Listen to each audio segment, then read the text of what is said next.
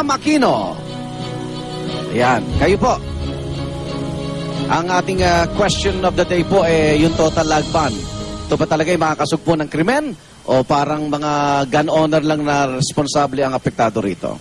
Well, ako po hindi po ako in favor of the total lag ban, no? Gun ban. Sorry, tayo, gun ban. Oh. Masyado kasi maraming Gangnam Style yung pinatugtog nyo eh. Ganun ba? Hindi po ako in favor of the total gun ban, no? Unang-una po, pabor po ako sa pagbaban po natin ng mga long arms, no? Hindi ko po maintindihan kung bakit yung mga kababayan ho natin kailangan ng AK-47 tsaka mga M16 sa kanilang mga bahay. So unang-una po, mga provision sa long arms. At pangalawa naman po, yung masyadong madali bumili ng baril sa Pilipinas. Pupunta ka lang po sa mall, mag-fill up ka ng form, in 2 weeks meron ka ng baril. Kaya tingin ko po, yun yung mga bagay-bagay na kailangan natin tingnan, gawin nating mas mahirap naman ng konti, no? Kumbaga po, kung kukuha ka ng driver's license, magte-test ka pa. Pag bibili ka ng baril, wala ka naman mga test. So we have to fix these provisions. Gawin po natin itong mas mahirap ng konti, talagang yung mga responsableng tao, yung pwedeng kumuha ng baril. Pero in terms of a total gun ban, hindi po ako in favor of that. Ikaw ba gun enthusiast din kagaya ng pinsan mong si Pangulong? Hindi po, peace po tayo. Wala po akong baril. Walang baril. Opo. Salamat po. Thank you. Bam Aquino, sa round 2 na ito, yung ating panel po at ang bayan ang hihirit. At dito po, unang kandidatong isasalang sa round 2 ay si Bam Aquino. At ang tanong po, magmumula sa ating resident analyst po, si Ma'am Winnie Monsod. Maring Winnie, Bam Aquino po. Okay, good morning Mr. Aquino. Alam nyo, noong kayo ay pinili bilang kandidato for the Liberal Party for the Senate, maraming nagbatikos noon and brought in favoritism, political dynasty, etc. At ngayon, mukhang part of your campaign strategy is you want to take advantage of the similarity between you and Ninoy Aquino. Eyeglasses, hairdo, etc. So ang question ko sa inyo, Bam, no?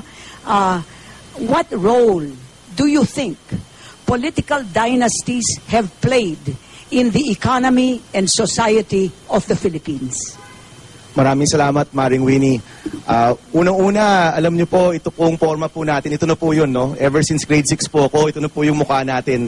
So hindi po natin ginagaya yung aking Tito Ninoy. Kahit po yung salamin, Maring Winnie, ganito na rin yan, no?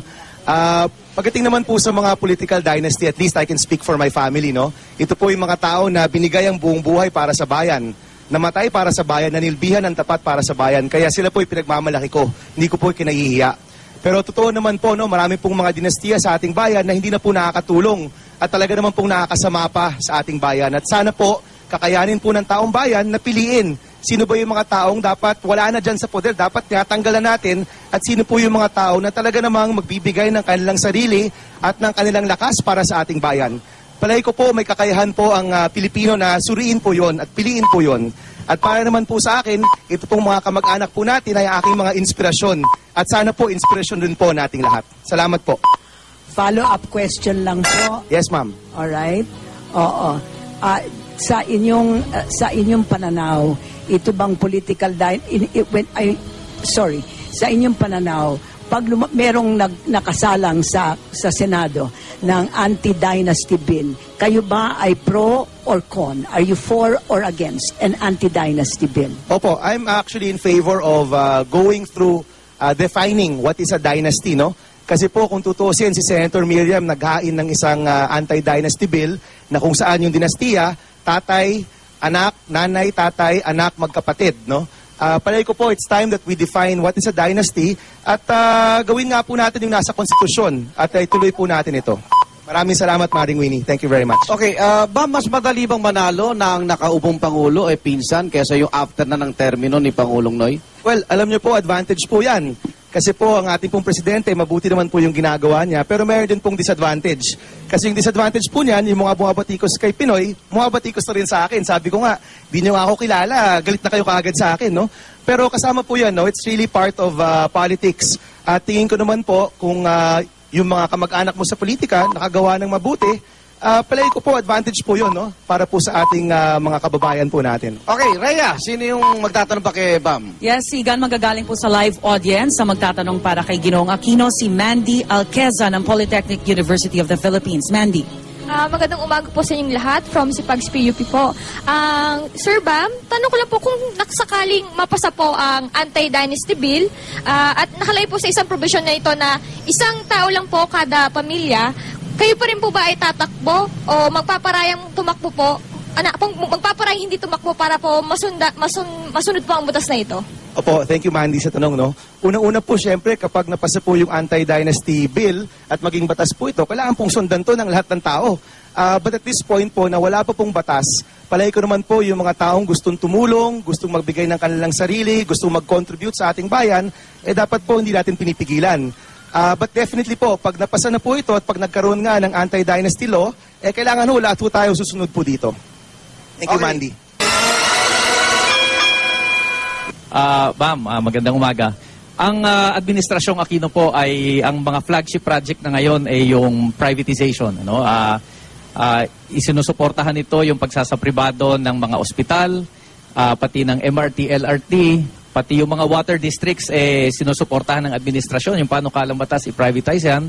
Ganon din in terms of poverty, yung pamimigay ng pera sa halip na kabuhayan ng inaatupag. Kung ikaw ay magiging senador, ikaw ba ay nahahanda dahil ikaw ay sa ilalim ng administrasyon na labanan itong mga patakaran na ito na magre-resulta sa pagtaas ng singil.